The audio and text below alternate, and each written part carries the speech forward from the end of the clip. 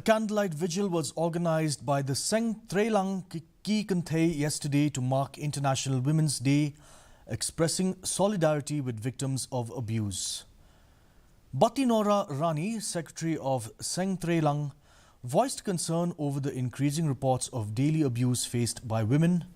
urging that such issues should be addressed not just within homes but within society as a whole. She stressed the need for a united stand against violence towards women, emphasizing that respect and moral values taught by parents at home are key to reducing gender-based violence. Rani called for greater vigilance from girls and for men to treat women with respect, underscoring that the foundation of respect begins in the home and communities.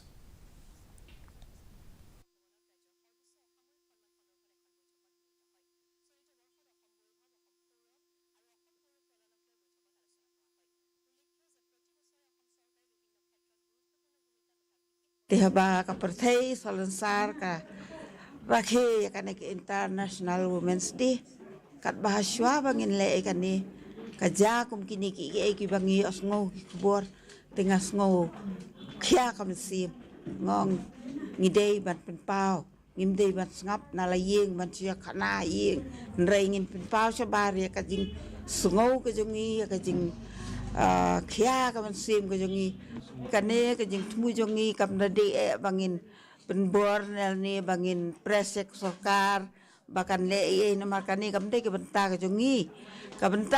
ka long be bangin pen ai ka jing snolem bat ka jing penrem jur ya kini ka jing le thambor ka jing le bat ba bam su nyau ya ki kentei. Karnataka Home Minister G. Parameshwara